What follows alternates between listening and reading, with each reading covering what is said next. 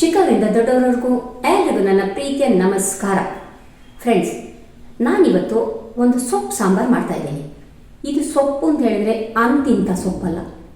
ಇದು ಡಯಾಬಿಟಿಕ್ಕಿಗಂತೂ ರಾಮಬಾಣ. ತುಂಬ ಅಂದರೆ ತುಂಬ ಒಳ್ಳೆಯದು. ನಿಮ್ಮ ಶುಗರ್ ಲೆವೆಲ್ನ ಕಂಟ್ರೋಲಲ್ಲಿಡುತ್ತೆ. ಹಾಗೆಯೇ ಅಲ್ಸರ್ನ ಹೀಲ್ ಮಾಡೋ ಗುಣ ಇದೆ.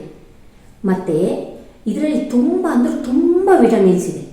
ಇದು ಆರೋಗ್ಯಕ್ಕೆ ತುಂಬ ಅಂದರೆ ತುಂಬ ಒಳ್ಳೆಯದು. ಯಾವ ಸೊಪ್ಪು ಅನ್ನೋದನ್ನು ಈ ವಿಡಿಯೋ ಸ್ಕಿಪ್ ಮಾಡದೆ ಕೊನೆವರೆಗೂ ನೋಡಿದ್ರೆ ನಿಮಗೆ ಗೊತ್ತಾಗುತ್ತೆ. Okay, don't skip. ಸೊ ಹಾಗಾದರೆ ಶುರು ಮಾಡೋಣ. ಓಕೆ, ಇದು ಯಾವ ಸೊಪ್ಪು ಅಂತ ಗೊತ್ತಾಯ್ತಾ?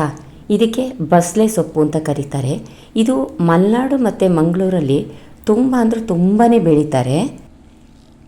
ಇದು ಈಗ ಎಲ್ಲ ತರಕಾರಿ ಅಂಗಡಿಲೂ ಸಿಕ್ಕುತ್ತೆ. ನಿಮಗೆ ಗೊತ್ತಾಗಲಿಲ್ಲ ಅಂದರೆ ಹೋಗಿ ಕೇಳಿ, ಬಸಳೆ ಸೊಪ್ಪು ಅಂತ ಕೊಡ್ತಾರೆ. ಓಕೆನಾ? ಮೊದಲನೇದಾಗಿ ನಾವು ದಂಟನ್ನ ಮತ್ತು ಸೊಪ್ಪನ್ನ ಸಪ್ರೇಟ್ ಮಾಡ್ಕೋಬೇಕು. ಮಾಡಿಕೊಂಡು ಕಟ್ ಮಾಡ್ಕೋಬೇಕು. ಏಕೆಂದರೆ ದಂಟು ಸ್ವಲ್ಪ ಬೇಗ ಬೇಯಲ್ಲ, ಸೊಪ್ಪು ಬೇಗ ಬೆಂದುಬಿಡುತ್ತೆ. ಹಾಗಾಗಿ ದಂಟು ಮತ್ತು ಸೊಪ್ಪನ್ನು ಬೇರೆ ಬೇರೆ ಮಾಡಿ ಕಟ್ ಮಾಡ್ಕೊಳ್ಳಿ. ನೋಡಿ, ಈಗ ಕಟ್ ಮಾಡಿ ಇಟ್ಟಿದ್ದೀನಿ ನಾನು. ಫಸ್ಟು ದಂಟನ್ನು ಬೇಯಿಸ್ಕೊಳ್ಳೋಣ. ಓಕೆನಾ? ದಂಟನ್ನು ನಾವು ಸಪ್ರೇಟಾಗಿ ಬೇಯಿಸ್ಕೊಳ್ಬೇಕು. ಏಕೆಂದರೆ ಬೇಗ ಬೇಯಲ್ಲ, ಸೊಪ್ಪು ಬೇಗ ಬೇಯ್ದುಬಿಡುತ್ತೆ.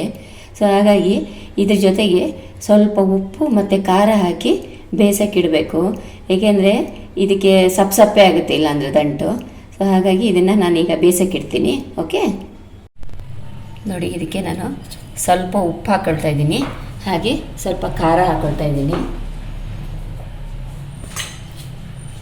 ಉಪ್ಪು ಖಾರ ಎರಡು ಹಾಕಿದರೆ ದಂಟು ಚೆನ್ನಾಗಿರುತ್ತೆ, ರುಚಿಯಾಗಿರುತ್ತೆ ತಿನ್ನೋಕ್ಕೂ. ನೋಡಿ, ಸ್ವಲ್ಪ ಖಾರ ಹಾಕ್ಕೊಂಡೆ. ಆಮೇಲೆ ಮತ್ತೆ ನಾವು ಖಾರ ಎಷ್ಟು ಬೇಕೋ ಅಷ್ಟನ್ನು ಬೇಯಬೇಕಾದ್ರೆ ಹಾಕ್ಕೋಬೋದು. ಈಗ ಇದಿಷ್ಟು ಕುದೀಲಿ. ಓಕೆ ಫ್ರೆಂಡ್ಸ್, ಈಗ ಬೇಳೆನ ನಾನು ಬೇಯಿಸೋಕ್ಕಿಡ್ತಾ ಇದ್ದೀನಿ.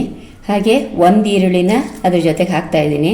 ಹಾಗೆ ಒಂದು ಟೊಮೆಟೊನ ಇದ್ರ ಜೊತೆ ಹಾಕಿ ಬೇಯಿಸೋಕ್ಕಿಡ್ತೀನಿ. ಓಕೆ ಫ್ರೆಂಡ್ಸ್, ನೋಡಿ, ಈಗ ದಂಟು ಬೆಂದಿದೆ. ಈಗ ಸೊಪ್ಪು ಹಾಕ್ತೀನಿ. ಅದು ಬೇಯ್ತಾ ಇರ್ಬೇಕಾದ್ರೆ ನಾನು ಮಿಕ್ಸಿಗೆ ತೆಂಗಿನ ತುರಿ, ಅದ್ರ ಜೊತೆಗೆ ಒಂದು ಈರುಳ್ಳಿನ ಹಾಕ್ಕೊಳ್ತಾ ಇದ್ದೀನಿ. ಈರುಳ್ಳಿ ತುಂಬ ಇಂಪಾರ್ಟೆಂಟು, ತುಂಬ ರುಚಿ ಕೊಡುತ್ತೆ ಈರುಳ್ಳಿ ಹಾಕಿದರೆ.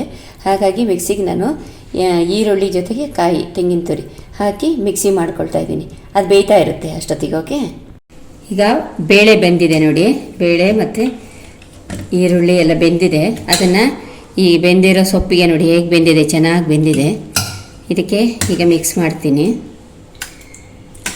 ಈಗ ಇದನ್ನು ಮಿಕ್ಸ್ ಮಾಡಿ ನೋಡಿ, ಇದಕ್ಕೆ ರುಬ್ಬಿರೋ ಕಾಯಿನ ಹಾಕ್ತೀನಿ.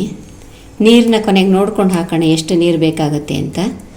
ಈಗ ನಾನು ಹುಣಸೆ ರಸನ ಹಾಕ್ತಾಯಿದ್ದೀನಿ. ಎಷ್ಟು ಬೇಕೋ ಅಷ್ಟು ಹಾಕ್ಕೊಳ್ಳಿ. ಹಾಗೆ ಇದಕ್ಕೆ ಎಷ್ಟು ಉಪ್ಪು ಬೇಕೋ ಅಷ್ಟು ಹಾಕ್ಕೊಳ್ಳಿ. ಅಂದರೆ ಫಸ್ಟೇ ಸ್ವಲ್ಪ ಸೊಪ್ಪು ಬೇಯಿಸ್ಬೇಕಾದ್ರೆ ಹಾಕಿತ್ತಲ್ಲ, ನೋಡ್ಕೊಂಡು ಹಾಕ್ಕೊಳ್ಳಿ. ಖಾರ ಸ್ವಲ್ಪ ಬೇಕಾಗುತ್ತೆ. ಖಾರ ಸ್ವಲ್ಪ ಹಾಕಿ ಚೆನ್ನಾಗಿ ಕುದೀಲಿ.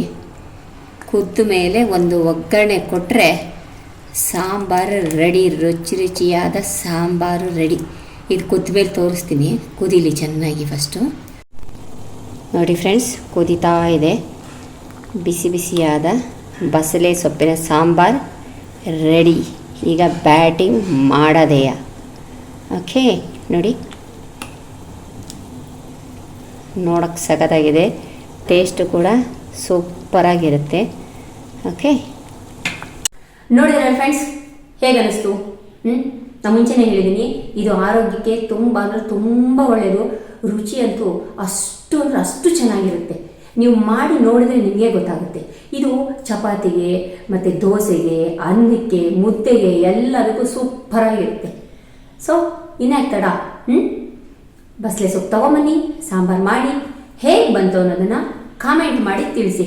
ಓಕೆ, ಸೊ ನೆಕ್ಸ್ಟ್ ವಿಡಿಯೋದಲ್ಲಿ ಸಿಗೋಣ. ಅಲ್ಲಿವರೆಗೂ ಚೆಕ್ ಕೇರ್. ಬಾಯ್.